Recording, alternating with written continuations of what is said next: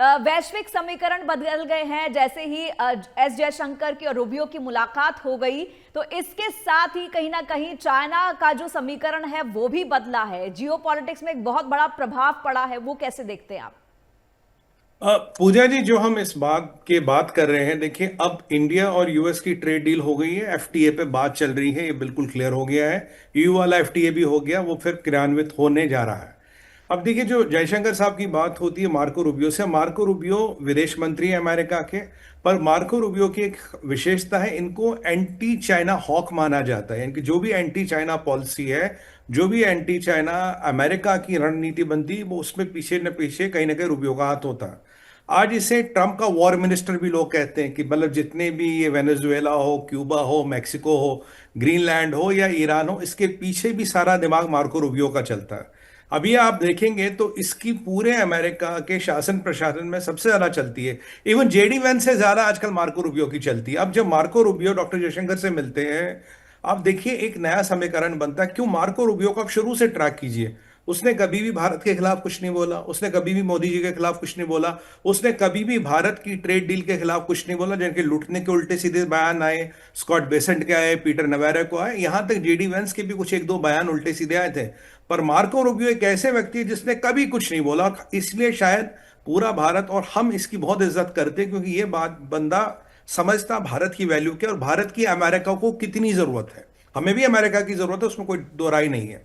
अब ये जो मीटिंग हुई है, देखिए ट्रेड डील वगैरह वाले ये सारे मसले खत्म, एफटीए वर्क इन प्रोग्रेस, इस पे कोई बात नहीं करनी।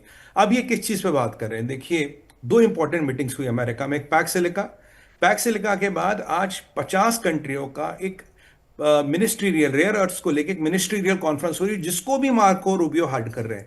जो पैक्सिलिका था उसमें 20 लोग थे, 20 स्ट्रेटेजिक पार्टनर्स हैं, जिसमें भारत था। और जो 50 देशों के समूह की आज मीटिंग हुई है, इसमें भी भारत है, और इन दोनों में ना चाइना है ना पाकिस्तान है। ये इंपॉर्टेंट यहां समझना।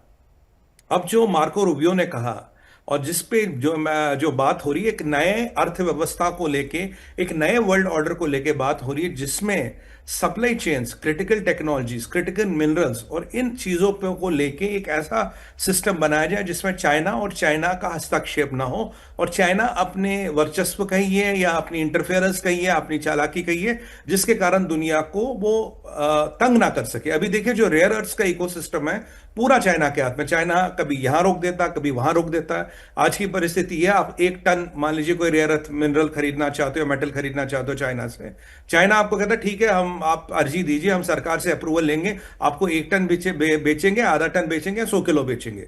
तो मतलब आप पैसे दे रहे हो तब भी आपको माल बेचने को तैयार नहीं। चाइना ने इस सारे सिस्टम को वेपनाइज किया है। अब देखिए किस चीज की बात हो रही, पहले हो रही है क्रिटिकल मिनरल्स की, जो बहुत जरूरी है आपके गाड़ियों के लिए, आपके स्मार्टफोन, लैपटॉप, जो भी आज आप समझते हैं, क्रिटिकल मिनरल्स की बहुत ज्यादा जरूरत होती है।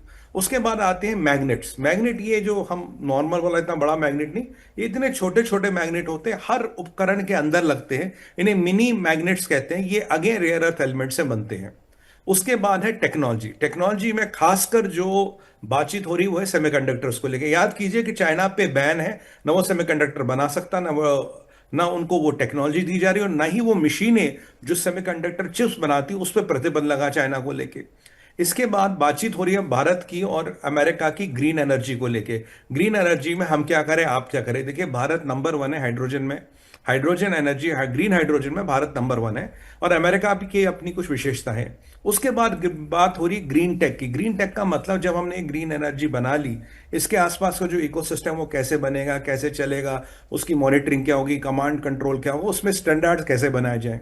फिर डिफेंस की, डिफेंस में आपके दो तरह के इक्विपमेंट होते हैं। एक है जॉइंट प्लेटफॉर्म्स ब्रह्मोस की तरह से, दूसरा आपका जहां एक डिफेंस टेक जो ड्युअल यूज होता है, जो सिविल यूज में भी यूज होता है, जो डिफेंस में भी यूज होता है, जैसे कंट्रोल मॉनिटर सिस्टम होते हैं, सीवीटीज होते हैं, ये आपके सिविलियन में भी यूज होते हैं, आपके डिफेंस में भी यूज होते हैं।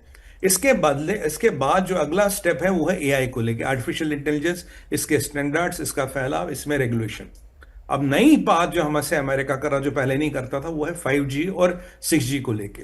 और जब ये सारा एक पैरेलल इकोसिस्टम बन रहा है, इसमें सबसे पहले ये देख रहा है कि अब इस इकोसिस्टम को चाइना से और चाइना के इन्फ्लुएंस से कैसे मुक्त रखा जाए। देखिए चाइना क्या करता है यूजुअली, कहीं कोई कंपनी खरीद लेगा, कोई 3 कंपनियों का चेन बना के चौथी कंपनी कहीं ले लेगा और उसको डोमिनेट करना लेगा। आज की जो सबसे बड़ी समस्या है, एक चाइना ने सारा रेयर अर्थ्स का इकोसिस्टम कंट्रोल कर रखा, उसके अलावा सबसे बड़ी समस्या है कि वो रेयर अर्थ्स को इस कीमत पे बेचते हैं, इस कीमत पे बेचते हैं कि कोई भी देश अगर इसमें व्यापार करना चाहे, इसमें आना चाहे, आपके लिए वाइबिलिटी नहीं है।